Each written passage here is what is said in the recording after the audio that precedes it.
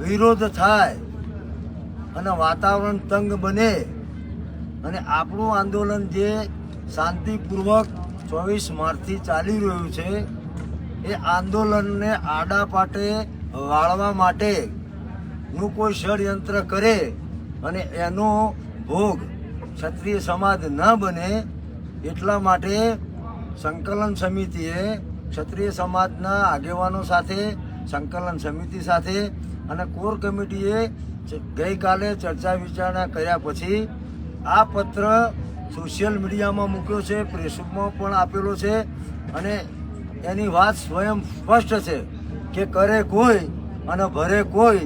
એટલે આપણે તો આપણું આંદોલન ખૂબ શિસ્તપૂર્વક ચલાવી રહ્યા છે. આપણું આંદોલન આજે પણ ચાલુ છે. કેટલાક એવા ભ્રમો ઊભા કરી દેવામાં આવ્યા છે કે આંદોલન ઠંડુ પડી ગયું. આ વાત જાણી જોઈને ફેલાવવામાં આવી રહી છે.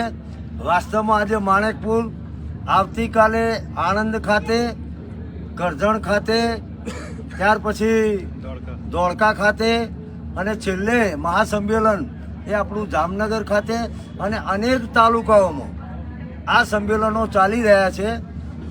આપણો પહેલો પડાવ પૂરો થયો. હવે આપણે આગળના પડાવમાં આપણે જે વાત કરી એમ કે ભાઈ પુરુષોત્તમ રૂપાલા પૂરતી પહેલાં વાત હતી પણ સમાજને મજબૂર કરવામાં આવ્યો અને આ વાત આજે ભારતીય જનતા પાર્ટીના વિરોધ સુધી પહોંચી છે. અને 7મી તારીખે આપણી રણનીતિ મુજબ, કારણ કે જેમ આંદોલનનો સમય જાય, દિવસો જાય, એમ એમ રણનીતિમાં પણ આપણે ફેરફાર કરવો પડે. તો આપણે 7 તારીખે તમામ સમાજોને સાથે રાખી અને 7મી તારીખે ભારતીય જનતા પાર્ટીના વિરુદ્ધમાં આપણે મતદાન કરવાનું છે. એટલે કોઈ પણ એવી ભ્રામક વાતો આવે, ભ્રમણાઓ આવે, અફવાઓ આવે કે આંદોલન ઠંડુ પડી ગયું, હવે આંદોલનની અસર ધીમી થઈ જઈ, આવી કોઈ વાત જ નથી. આપ જોઈ શકો છો કે અહીંયા તમામ આગેવાનો હાજર છે. એટલે યુવા મિત્રો, માતાઓ, વડીલો અને તમામ ક્ષત્રિય સમાજને હું વિનંતી કરું છું કે આવી કોઈ વાતમાં આવવું નહીં અને કોઈ સ્પષ્ટતાની જરૂર હોય તો જવાબદાર આગેવાનોનો સંપર્ક કરી લેવો. હવે આપણે ગ્રાઉન્ડ લેવલ ઉપર આવ્યા છીએ. એક તબક્કો હતો કે આપણે રેલી, ધરણા, જિલ્લા વાઇઝ સંમેલન અને મહાસંમેલન, હવે જે જિલ્લા બાકી થાય એમાં આપણે સંમેલન કરી રહ્યા છે. એટલે આપણા આંદોલનને ક્યાંય પણ બ્રેક વાગી નથી, ક્યાંય પણ આપણું આંદોલન અટક્યું નથી, ક્યાંય પણ આપણું આંદોલન ઠંડુ પડ્યું નથી. આપણું આંદોલન ચાલુ જ છે અને ચાલુ જ રહેશે. એની હું સમગ્ર આગેવાનો વતીથી આપને ખાતરી આપું છું. આપ સૌનો આભાર. જય સોમનાથ, જય રઘુનાથ, જય માતાજી. હવે લાઈવ કરો ને. નમસ્કાર, જય માતાજી. હું રમજુભા જાડેજા, સંકલન સમિતિ મુખ્ય કોઓર્ડિનેટર. આજે બધા કોર કમિટીના સભ્યો સાથે ચર્ચા વિચારણા કરી. અલગ અલગ જિલ્લાઓમાંથી જે કાંઈ આગેવાનોની સભાઓના અનુસંધાનમાં પોલીસ ખાતા દ્વારા જે કાંઈ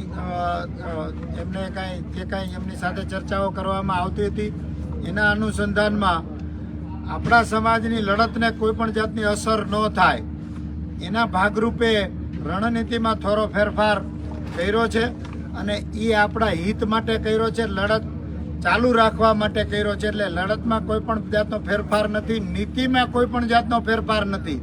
બધી જ 120 સંસ્થાઓએ 19 તારીખે નક્કી કરેલી નીતિ કે બોયકોટ ભાજપની વિરુદ્ધમાં મતદાન કરવાનું છે, એ નીતિ આપણી સ્પષ્ટ છે. પણ એની તૈયારી કરવા માટે આપણે બધાએ હવે લાગી જવાનું છે અને એને આપણા કાર્યક્રમોમાં જે કાંઈ ગામડે ગામડે અથવા જિલ્લાએ જિલ્લાએ ધર્મરથનું આયોજન ચાલુ છે, એ ધર્મરથનું આયોજન પૂરું થાય અને પેરેલલમાં જ આપણા મહત્તમ મતદાન કરવાની રણનીતિના ભાગરૂપે આપણે આ પગલું લીધું છે અથવા તો આ કાર્ય વિચાર્યું છે. અને એટલા માટે જ સમજી વિચારીને કોઈ પણ જાતનું કોઈએ શંકા કુશંકા કરવાની જરૂર નથી. આથી પણ પૂરજોશમાં ચાલુ છે, પણ હવે મતમાં એને પરિણામ લાવવાનું છે. એટલે 100% બધાની શક્તિ, બધાના વિચાર, બધાનો સમય મહત્તમ મતદાન આપણા ફેવરમાં થાય એ જ આપણો ધ્યેય છે અને એના માટે જ આપણે બધા કામ કરીએ. આભાર. જય માતાજી.